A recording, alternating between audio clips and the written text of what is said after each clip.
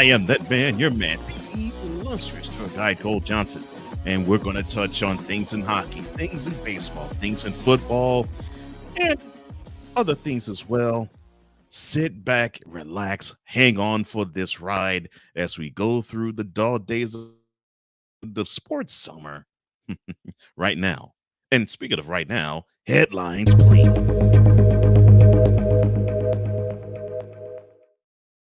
League Baseball. Wow. They showed up and shut out yesterday, at least on the offensive end. Yesterday, or I should say, as of this recording yesterday, or Tuesday, July the 18th of 2023, we witnessed an offensive onslaught, the likes of which has not happened since Grover Cleveland was in office as president of the United States. Yes, 129 years ago. Have we not seen offense like this? 12 teams scored at least 10 runs in the modern era. That has never been done, period. And unfortunately,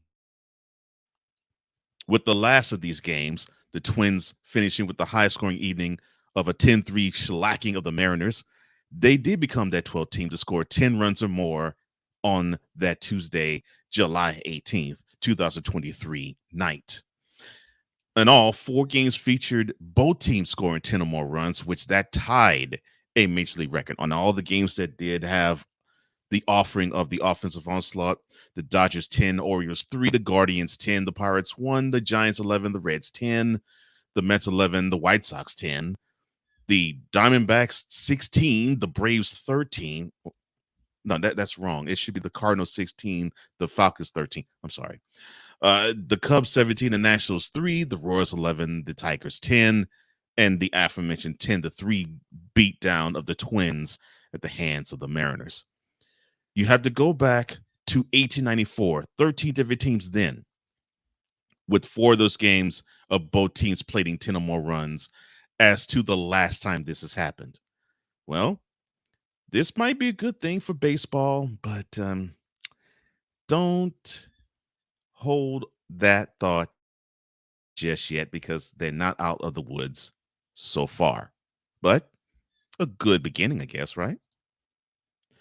Going to the ice real fast. The Kraken head coach, Dave Hakstol, I'm sorry, he signed a contract extension that will go to the 2026 season after he led his franchise to a second round appearance in the playoffs, and to me, more importantly, not just a first round victory in the playoffs, but a first round victory of against the defending Stanley Cup champion Colorado Avalanche, because to me, that is the huge thing. Hakstol had a 1-year mark remaining on his 3-year contract when he was named the first coach in franchise history to start last season. He received the new deal, tacking on 2 more seasons of what Seattle was able to accomplish this past year, which was year 2.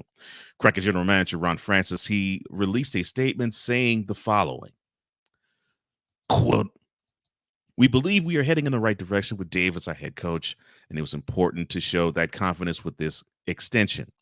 Dave and his staff have done a tremendous job of creating a close-knit team-first mindset in our locker room, and their work ethic helps set the tone for our team." Close quote.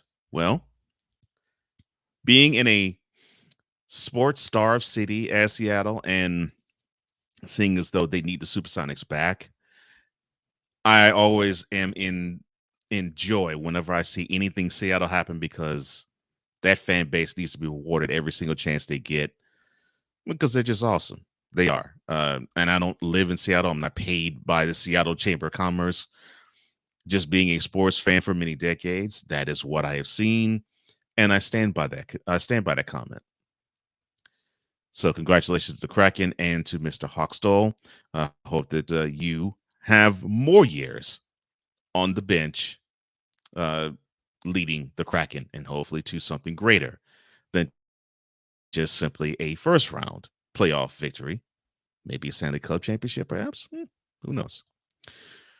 Back to the Diamond. And unfortunately, now the Major League Baseball offices has to take over television rights of a second team. Th- That's right. On Tuesday, they had to take control of the Diamondbacks television rights under the league's broadcast umbrella after the original rights holder failed to make its required payment to the club earlier in July. Diamond Sports Group, parent company of Valley Sports Arizona, declared bankruptcy earlier in the spring, and the Diamondbacks are one of the several MLB teams whose TV rights could be impacted by said financial troubles. Now, earlier this season, MLB took over production and distribution of the Padres podcast.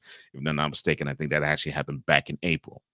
Now, according to a news release, the Diamondbacks, MLB will give fans the ability to watch games on television or digitally stream, and will eliminate the need for local blackouts of games previously distributed by Bally Sports Arizona.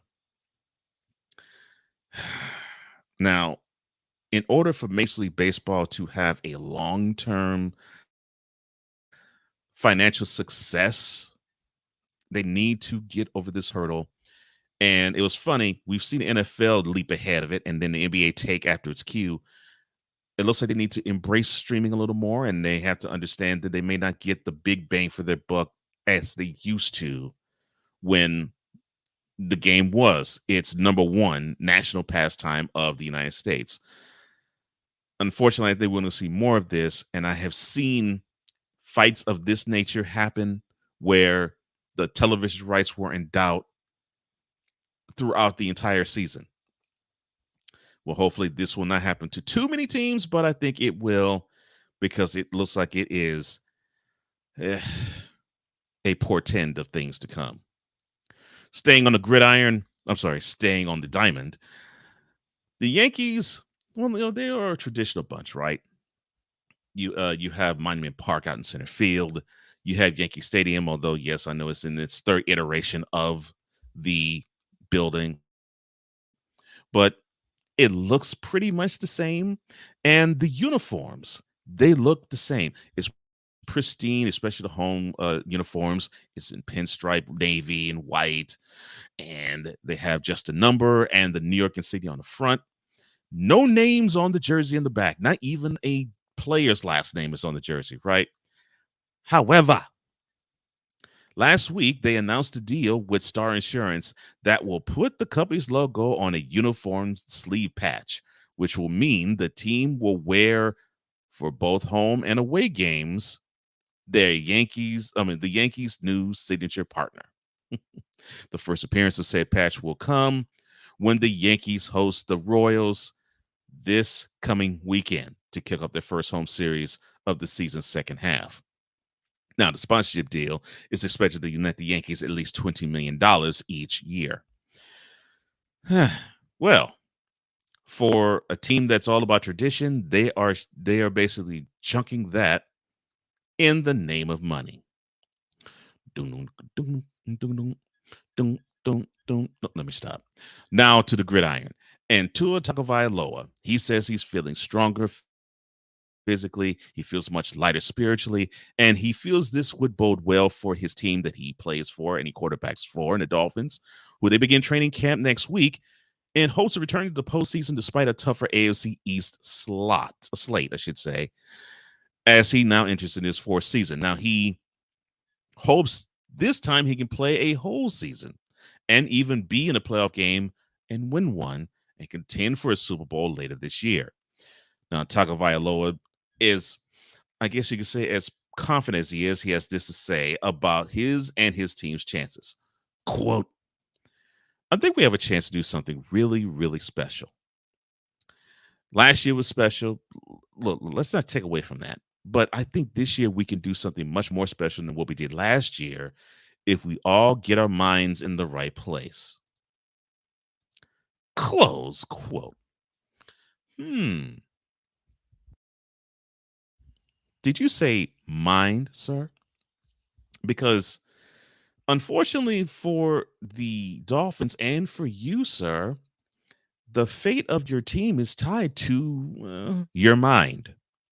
And I know you said that you were taught in all season to fall so you can protect your head and not bang it on the turf should you happen to fall. I understand that. But you still have this issue to contend with. You don't have to hit your head as hard because you are more likely to get another concussion. All your brain needs to do is feel a jolt that is much more uncomfortable than you would like. Since you have suffered 2 concussions in 4 days and 3 concussions in 2 months. I'm sorry, 3 months. But as for your team's chances, yeah, they go as you do, sir. And I hope you have a healthy 2023 season and beyond. And finally, now we talked about this last week, but the ex-Northwestern players are now forming, I guess you could say, an alliance. And they are speaking public for the first time since the allegations of hazing misconduct has embroiled that said university and has led to the dismissals of Pat Fitzgerald and of Jim Foster, respectively, the head football and baseball coaches of the program. Now, Lloyd Yates, he was a wide receiver and played for the Wildcats from 2015 to 2017, he had this to say about said lawsuits. Quote, "The university and football program has let us down. We were thrown into a culture where physical, emotional, and sexual abuse were normalized. We were all victims, no matter what our roles were at the time." Close quote. Well, it looks like Evanston has a lot of things to clean up. And tough times are ahead. And what sucks was the university, in terms of all of its sports programs, was starting to have an uptick and an upswing, but not anymore with this lawsuit. Well, and I hope those who were affected by the hazing, that they find some sort of justice and get peace from it. And that concludes this week's headlines.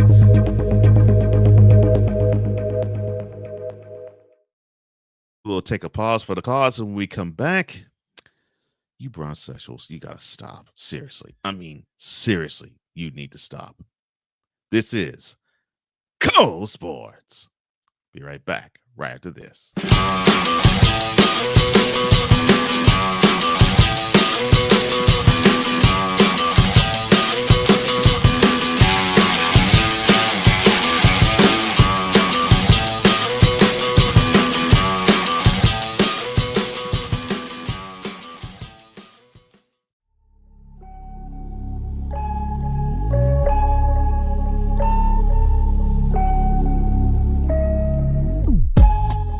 You have to learn to live with yourself before you can make a commitment of yourself to someone else. When you go to something that's already structured, like the church, I don't need to go in there thinking I'm the pastor. It's like already one set up, you know what I'm saying? It just had everything, but I learned, you know what I'm saying? Everything I did, I learned from. So we look forward to seeing you same time, same place. Know that we love you, God loves you more. Continue to stay safe, do the right thing, stay out of trouble. Conversation that informs a community. Brothers of Legacy. Every weekday morning at 9 a.m. Eastern.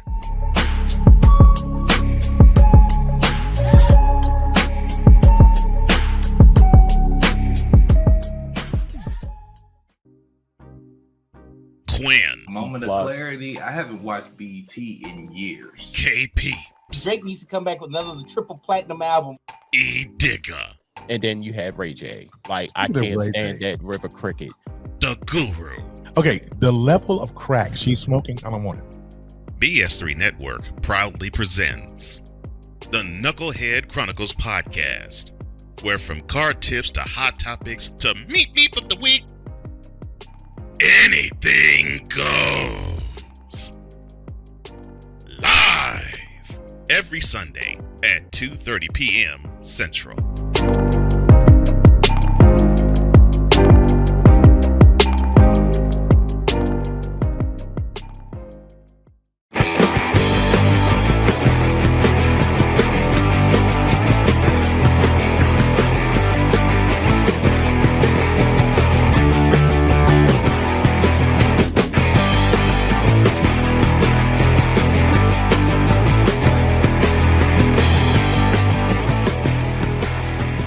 Welcome back. Cole Johnson, Cole Sportz. And every time I see LeBron James's face, I almost feel as though I have to be in this position. Why? Because I am so tired of the love fest. And anyway, before I get into that, let's take our first of 4 trips to the most important part of this show, the VIP zone. And if you are here in the VIP zone and you have a good, witty, or a strong, or an intelligent comment, or an insightful one, it will be a chapter on this particular episode. So you got 4 chances to do it. Let's see you come up with what you need to come up with. VLock83 or Victor Lock, he says, let's go ahead and get classy as we talk sports here on Cole Sportz with the Z. He goes on to say, it's also impressive considering, talking about baseball having an onslaught of offense, considering how baseball has become harder to score runs, which that's true. BS3, or as I call him, Benjamin Sutter, the owner manipulator, the operator of the BS3 network, he says, good afternoon, Cole. Good afternoon to you too, Ben. And Victor says the same thing to you. Now, if you feel led in your spirit to comment on all of what we provide for you, or even in the chat itself, don't be bashful nor shy. Put that comment there. Now, for those who probably are from the Snowman in the Morning family, I came up with Bronze Sexual Confessions because I only wanted to talk about the subject known as LeBron James just for one time in the week. I could talk about anything else in sports the other 6 days a week. I just regarded Wednesday for about 15-minute space of time to talk about him no matter what he did on the other 6 days of the week. So, of course, imagine my surprise. He was going to get an award last Wednesday after this episode last episode aired. And, of course, he drops the bombshell that he isn't retiring. What a shock. But it's not him I really feel I need to address. No, and it's not even his fans I need to address. It is the obsessive fan base that just gets more annoying by the day. And so I have to drop one of these on them. Email Bronze Sexuals. Subject of email. Stop drooling like that. Body of email.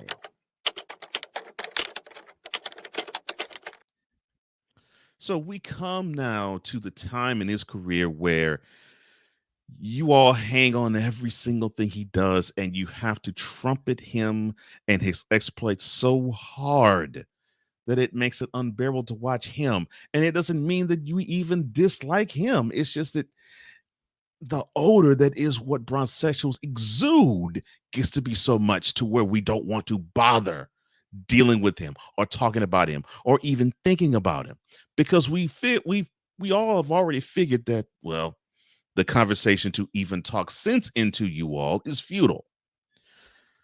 So I had to learn that lesson quite easily, quite fast, and unfortunately a few amount of times. And none more did I have to learn that lesson quicker than when he accepted his award at the ESPYs, the ESPY and ESPY Awards this past year, which took place last Wednesday. Now, he won an award for, of course, breaking the all-time NBA scoring record for a career. He did that back in January. Now, LeBron, of course, being the guy who can manipulate a situation to where it is conducive to him to shine, which I can't really fault him for it. That's just a great it's just a great personality, knowing when to shine and how to shine and how to maneuver things to have things be the way he wants it. And you can only applaud a guy or a woman who can do that. He had people hanging on his every word ever since The Lakers got swept by the Nuggets in the Western Conference Finals back in May. So how did he leave us hanging? Well, he gave us the cliffhanger of saying, well, I got to take time and think if I really want to continue doing the sport that I love. And so 2 months have passed. I'm sorry, a month plus has passed. And now about, let's just say about 6-7 weeks later, he took the stage of the ESPYs and he felt the need that it was the time for him to announce the following. Quote, I don't care how many more points I score or what I can and cannot do on the floor. The real question for me is, can I play without cheating this game? The day I can't give the game everything on the floor is the day I'll be done. Pause, pause, pause, pause. Lucky for you guys, that day is not today. Close quote. And of course, it's in Los Angeles, and he has a lot of fans, and that comment drew a loud applause. And it should. I'll admit that. Now, he added along with it, he said, well, you can love me, and I know some of you hate me as well, but the one thing you will always do is respect me and appreciate the way I approach the game and what I've given to this game. I really don't have anything to say about that. I really don't. But it was the comments that followed, like when the cheerleaders at the bronze sectionals saw that and heard that, and they took to Facebook and they took to Instagram and they took to YouTube and they took to Twitter and now they took the threads and they decided and took to TikTok and decided to spread this poison everywhere of, yes, my king is back. And he's going to bring a chip. He's going to run it back, and he's going to hoist the Larry O'Brien Trophy for the 5th time in his career come June of 2024.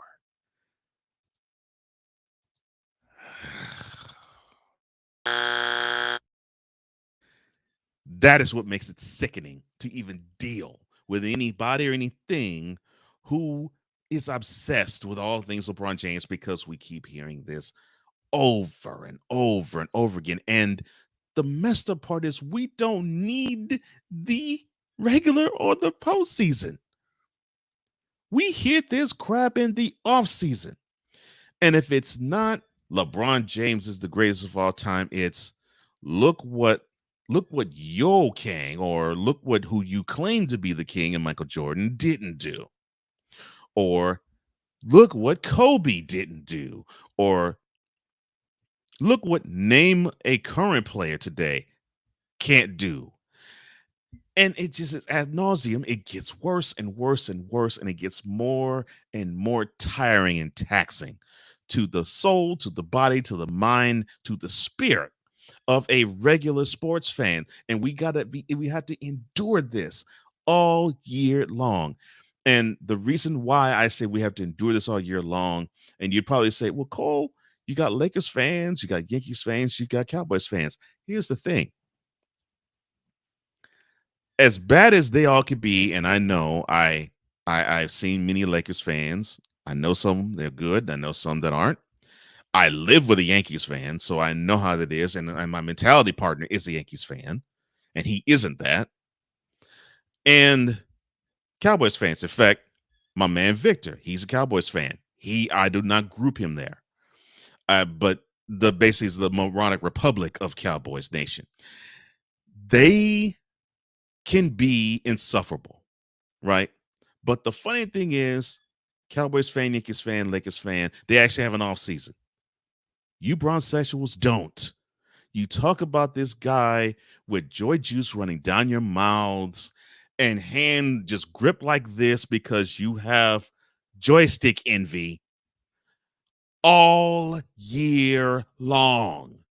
It could be January, it could be July. You talk about him and you say ridiculous things such as what I just said before of him being better than anybody, of echoing Savannah James, calling him the GOAT on stage at the ESPYs last week, or having a YouTube video or TikTok video or Shorts video stating that I'm sorry, let me do this in quote fashion, quote, that LeBron James could possibly have 4 Hall of Fame careers wrapped up in one, close quote.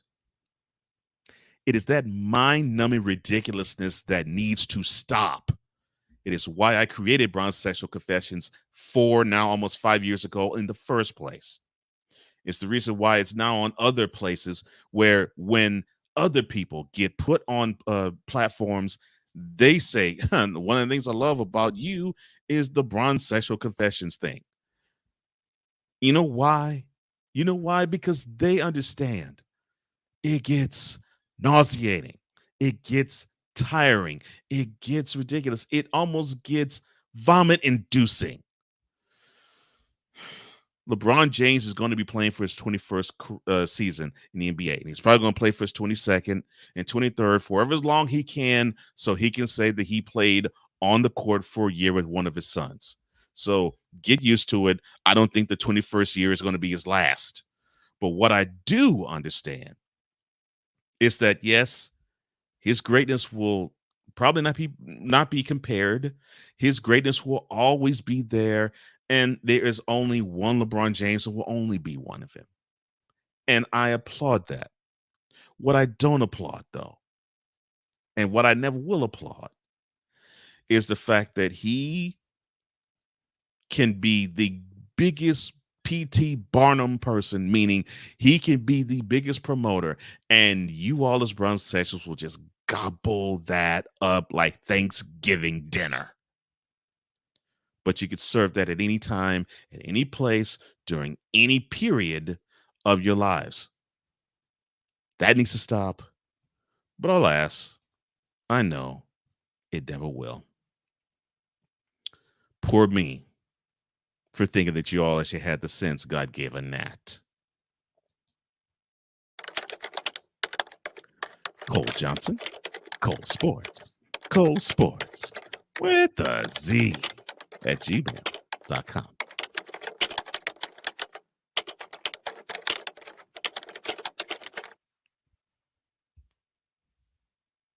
You're listening to the classiest sports show on the planet. Cole Sportz!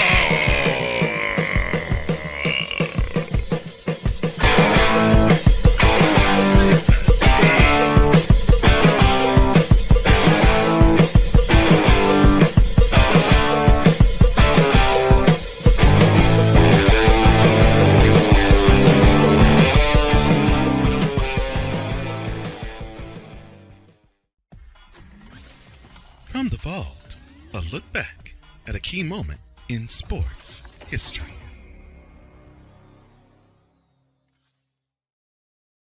July 19th, 1980.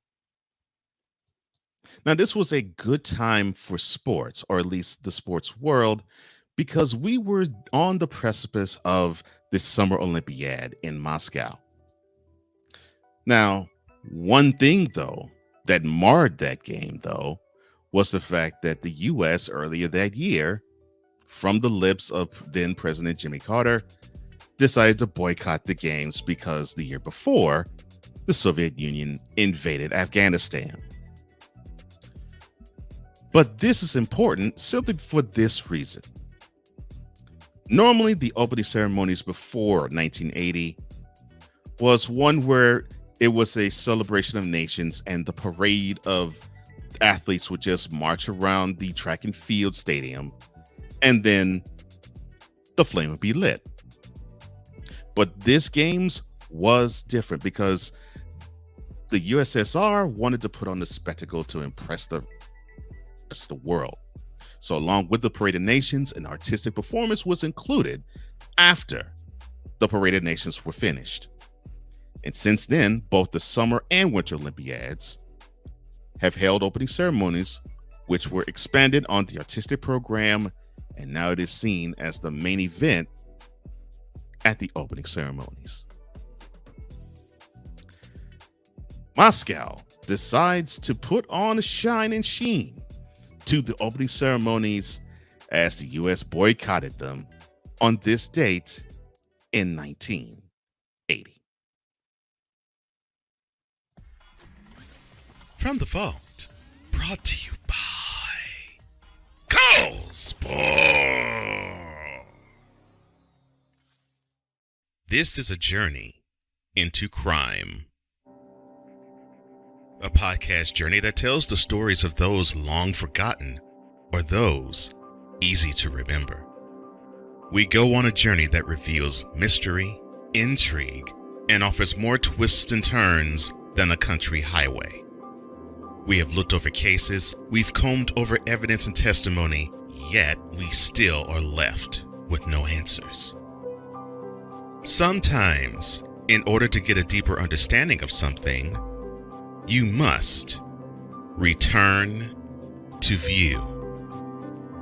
Now available for download for subscribers only. Each episode premieres only on the USA Today Network. Join now for just $1 to receive premium content like Return to View. That's $1 to become a subscriber and a Return to View loyal listener.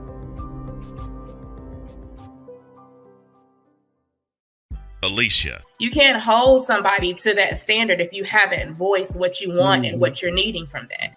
Mika. If you're not communicating expectations, you're waiting for your feelings to be hurt. Nicole. Yeah. A lot of people don't want to take the time out to be alone and to get themselves together. Ivan. You got to be willing to work through stuff. And from the jump street y'all done had problems, maybe you don't need to be working through those. BS3 Network proudly presents Queen 3 and King podcast. Live every Tuesday at 7 p.m. Central.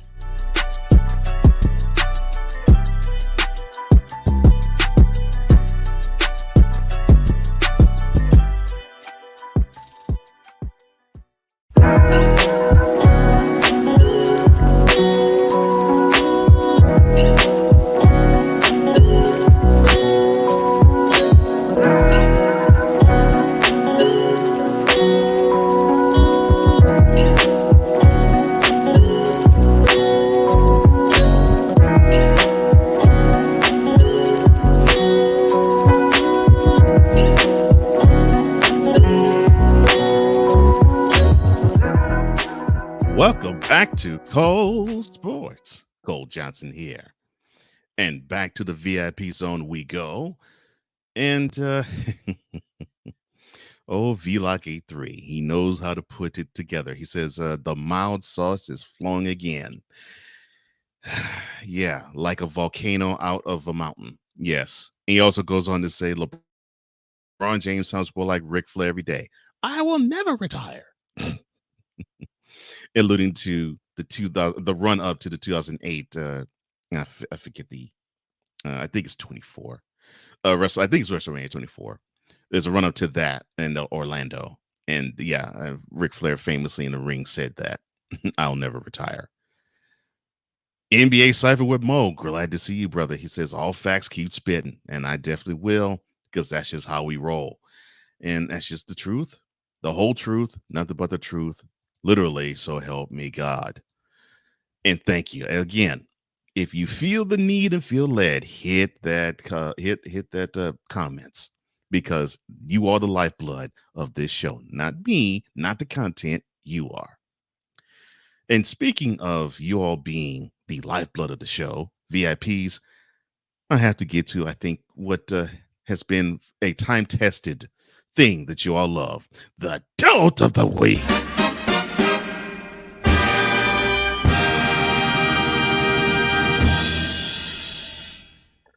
Dolt of the Week is sponsored by nobody.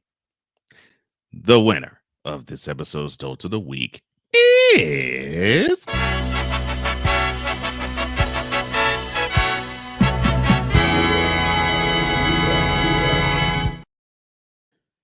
the former Arizona Coyotes Alex Galchenyuk. Now, I know some of you are saying, who? And some of you are saying, what? Here's why he has won the Dolt of the Week. So he, last week, was in Scottsdale. And he decided to run afoul of the law and be belligerent. So he repeatedly used racial slurs toward a police officer in training. And then, if that wasn't bad enough, he threatened to have 2 officers killed during a traffic stop this past weekend. And those actions led to the former Coyote to be terminated by the team. Now, Scottsdale Police Department spokesperson reported that Galchenyuk was erratic and aggressive toward officers after apparently crashing a car into a sign. And Galchenyuk cited connections with Moscow, saying stupid things, I don't know, like, quote, "I'm gonna chop you, your wife, your daughter.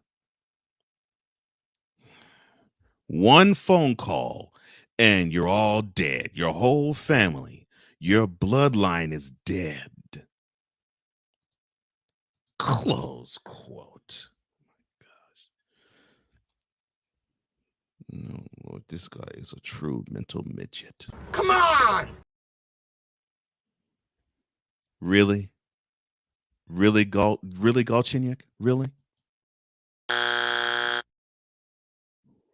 So you're gonna be like a Russian mafia to a police department? Really? You for real? Actually, I don't say that as well. Iconics Inspiration, help me out. You've got to be joking me. So you just want to slit people's throats and threaten police, right? Oh, good Lord. Okay. So for those who are probably unaware of this guy, so he was born in the U.S. to Belarusian parents. He spent much of his childhood in Russia. And during this event, he ushered a racial slur several times while referring to the officer in training. The Coyotes released this statement after releasing this absolute mental midget. Quote, "We are aware of the incident involving Alex Galchenyuk and strongly condemn this type of behavior. Once the club was made aware of the allegations, we immediately began the process of terminating his standard player's contract through the proper channels in conjunction with the National Hockey League." Close quote. Now, he was arrested this past weekend on charges of private property hit and run, disorderly conduct, failure to obey, resisting arrest, and threatening or intimidating police. Also, according to the report, there was a witness who told the police that a white BMW hit a curb and a sign. The training officer and a trainee arrived at the place, and Galchenyuk was on the ground about 20 feet from the car. And when they watched another man put him in the passenger seat, they drove off.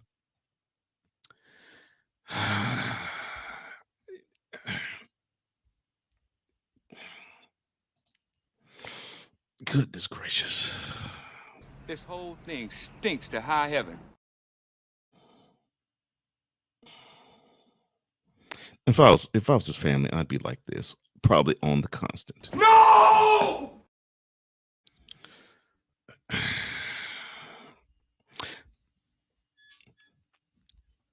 Mr. Galchenyuk, you are, without a shadow of a doubt, a mental midget. You are, without a shadow of a doubt, a mental midget. You are, with a shadow of a doubt, you are a mental midget.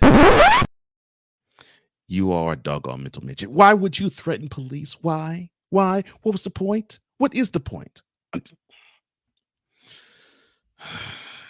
And then you want to throw out racial slurs too, along with being belligerent.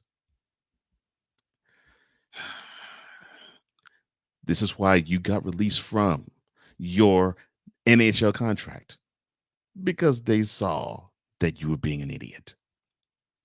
And I've heard a lot of people say, well, hockey players, they're not like basketball players or football players or even baseball players. They don't really run afoul of the law too much. They're normally nice guys. Well, this guy seems like he's a henchman to Putin, the way he's talking. I mean, really?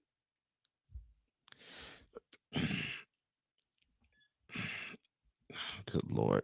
I would do the L thing, but I don't even want to waste my time anymore with you. Just get out my sight.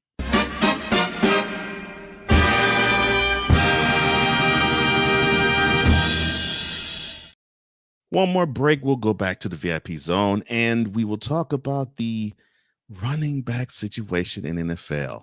It might be on life support. You're watching Cole Sportz. We'll be right back.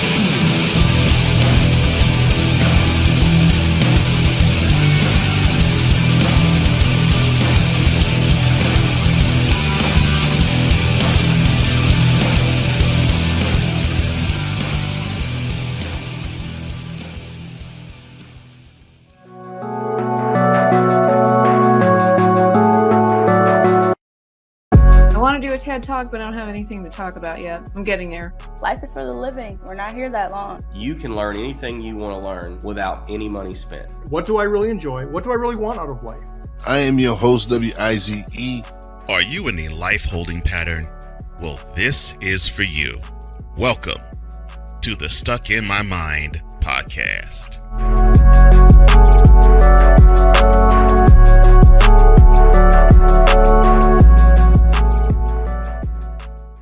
This is a BS3 Network presentation. I want to show that attainability. I want to show the accessibility of this kind of lifestyle. From social media to having conversations with friends and family, you always have to put on face and say face. What brings a smile to my face is the one person that totally believes in me, and that's my beautiful wife, Jody. I just had to stop because I didn't value myself. I didn't love myself. And it's like, I have to learn to love myself. Changing the world one conversation at a time. This is Revelations.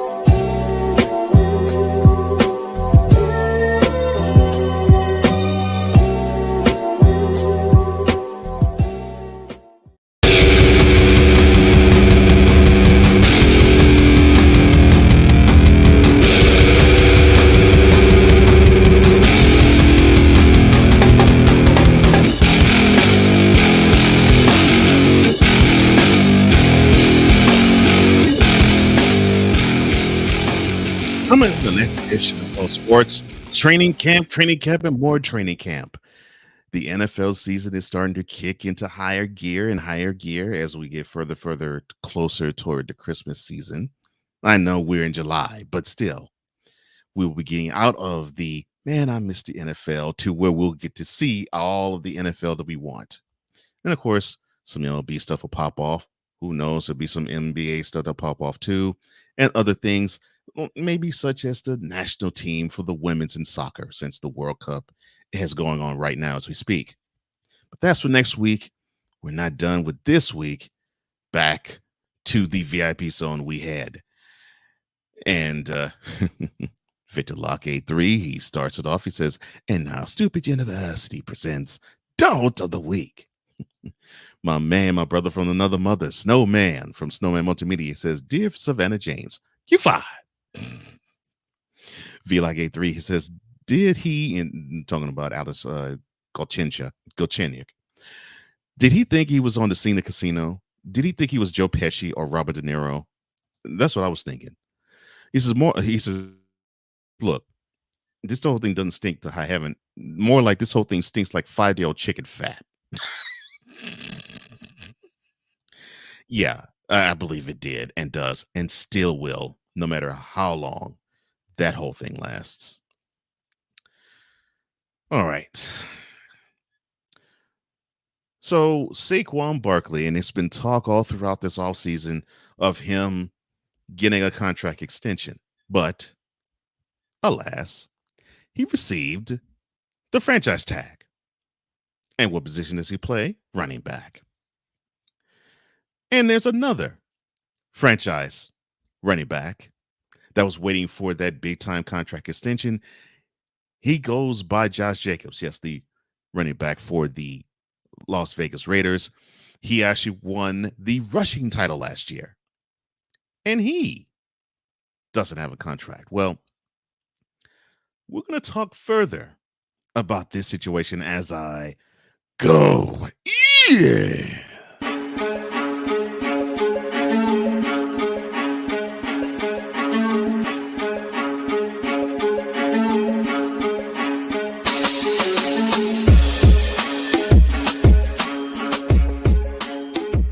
So the Giants are saying, we're not sure if we're going to put a good long-term contract for you, Mr. Barkley, because we have concerns.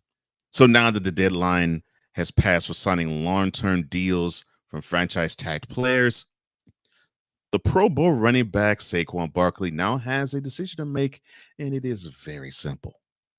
Yeah, he signs a one-year tender agreement with the Giants, or he says, I will take a powder for the 2023 season. Now, Barkley admitted in an interview last week he is considering sitting out. In fact, he went on to say the following about that. Quote, my leverage is I could say, screw you to the Giants. I could say, screw you to my teammates. And be like, you want me to show you my worth? You want me to show you how valuable I am to the team? I won't show up. I won't play it down. And that's a play I could use. Close quote. Josh Jacobs, meanwhile, he was getting ready to report to training camp. He was sitting at the Raiders headquarters in his car waiting for the news that he was going to get a deal presented to him. And lo and behold, the time came, the time went, and no deal was presented. And so now you have the dilemma of having these running backs who are putting their livelihoods on the line, but they're realizing that the position that they play is not holding the value that it once did. And what's the word I'm looking for? The NFL thinks that the running back position is expendable. And it's unfortunate that they think it's expendable because they get used and used and used. And the only other position on the field that probably gets as many hits like the running back does is the quarterback. But the quarterback, unlike running backs, are the most valued position on a football team. So why have we come to the running back position being the least valuable at the moment? Well, it's simply because you have statements. You have stats like, well, the average shelf life of a running back is 4, maybe 4.5 years. Stats such as, all right, so the rookie contract, they'll play well. They get their first real NFL contract, and they don't come close to playing to that standard. If you don't believe me, think Cowboys. Think Ezekiel Elliott. He balled out his rookie contract. He played above and beyond it. And he thought that he was going to be the hot stuff and even held out to get the contract that he did sign. And once he signed that contract, which I think it was like a 5-year, $90 million, $60 million there guaranteed, I think, or something along those lines. Once he signed it, he never performed up to that contract, to the point where the Cowboys just this past offseason said bye-bye. And they had to actually marry having him be part of a backfield that included another running back. Hello, Tony Pollard. But what about the situations like in Tennessee where it's Derrick Henry and you may have other running backs, but you pretty much know he's carrying the bulk of the rock?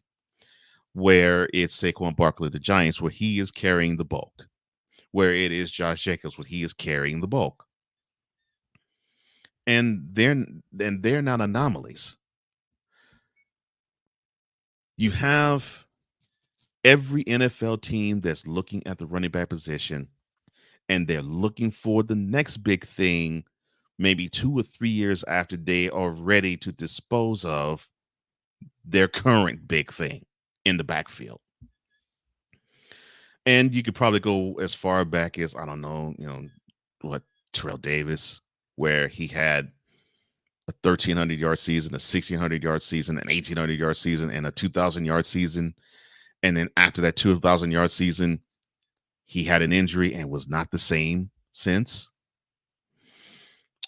You can go to Todd Gurley, who he was balling out of control for the Rams. He signed his real NFL contract and couldn't come close to playing up to that contract, to the point where he got traded.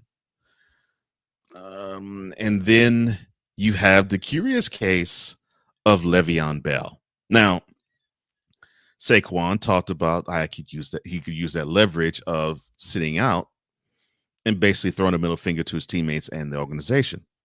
Well, that's exactly what Mr. Bell did with the Steelers and the players. His fellow teammates and the organization, he's like, no, I feel as though I should not get paid like a running back. I should get paid like a running back wide receiver hybrid. And he held out for an entire season because of it. And the thing was, if he were to sign the franchise tender that he would have for the second straight year, he would have been paid $14 million. And the Steelers were willing to actually pay that much for a 4-year stretch. To which Bell was like, no, I'm looking for $17 million a year. And he says, until you come up to that number, I'm going to sit out. And so he sat out. And he thought, okay, I'm going to gamble. And I know there's going to be a team out there that's going to steal me up, sign me, put the name on the dotted line for me to put the name on mine on their contract. And I'm going to get paid the worth that I know I am. So he tests the open market. He becomes a free agent after he holds out that year. And the Jets do sign him, but to a $13 million a year contract. And he did not play up to that contract. And from then, he played on 2 subsequent teams. If I'm not mistaken, it was the Ravens and the Chiefs. So this past week, we saw him actually put forth a story saying that he needed to apologize to the Steelers organization and the Steelers fans because he made a mistake holding out. Yes, sir, you did. You had a team that was willing, able, and they wanted to come to the table saying, you are part of our future. But you didn't feel that energy, Mr. Bell, and you ruined your future by doing that. And you never were the same. In that wonderful patience that you had in hoping a hole opens up and then you burst through it, that turned into slow feet, indecision, and a guy that lost not 1 but 2 steps. Saquon, I think what you have to understand, sir, is that the Giants are looking at your injury history. Last year, you were great. You were healthy. But you already had a season where you were injured for most of a year. So teams are going to look at you and say, I'm not sure I can pull the trigger on this. I'm going to hold off. You can't be surprised at that. And you can't be surprised at that, Josh. This is the lot of, unfortunately, the running backs room. Out of all the positions in the NFL right now, the running back is the most expendable because now teams are married to having at least 2, if not 3 backs in their backfield. And not a pecking order of first string, second string, third string, or first down, second down, third down. No. They, just like pitchers have pitch counts, it looks like now running backs have carry counts. because now they don't want to have a running back carry the rock 20 times a game. They'd be happy if he does maybe 10, if not 11 or 12. And they'd split that time with the other two backs who also carry the rock 10 to 12 times a game. You're dealing with a different ball game. Yes, it's unfair considering the history of running backs and the fact that it plays a big part in the NFL lore. I mean, Jim Brown, Gale Sayers, Walter Payton, Earl Campbell, Emmitt Smith, LaDainian Tomlinson, Barry Sanders, Curtis Martin. The list goes on. And I know there's many other running backs I can name that I haven't. The position is important. Unfortunately, you're now playing in an era today where offense is too pass happy. Now, quarterbacks are slated to run more than running backs. And there's less to eat from the position. And you're feeling the pinch at the negotiation table. And until you have a running back that probably could last like an Adrian Peterson did, you're going to be feeling that pinch for long times to come. So don't be cautionary tales, Saquon, Josh.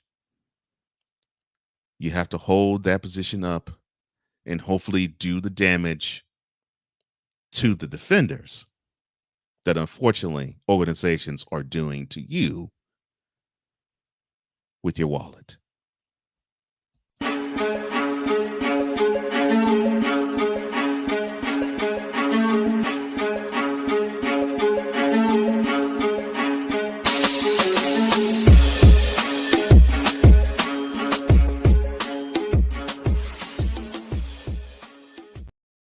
Take one last trip into the VIP zone. And VLock83, he says, look, I was just going to go there, Cole. It's the Zeke Elliott effect. He, along with Todd Gurley and along with Le'Veon Bell, that triumvirate, to me, makes all of the NFL owners gun shy and wanting to throw money on a running back after their rookie contract.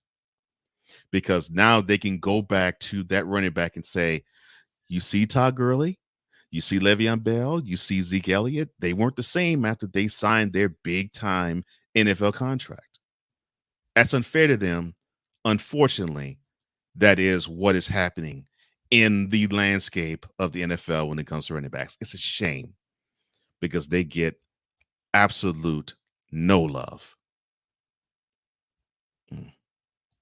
If you feel led to donate to this program, go to cash.app/$host Cole Johnson. That's cash.app/host Cole Johnson. And that will do it for this edition of Cole Sportz for the illustrious Cole Johnson and the VIP zone. Thank you, all of you. And tune in next week because we're going to talk more sports the way we do it. But for now, this is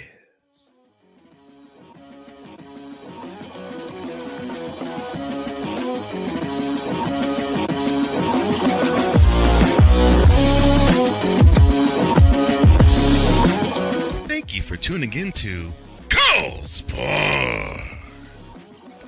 To download this episode, go to Spreaker and type Cole Sportz with a Z. For apparel, go to Spring and type Cole Sportz VIP Boutique. That's with a Z. To reach Cole Johnson, go to flowcode.com/page/host Cole Johnson. This has been a Comey Media Incorporated presentation.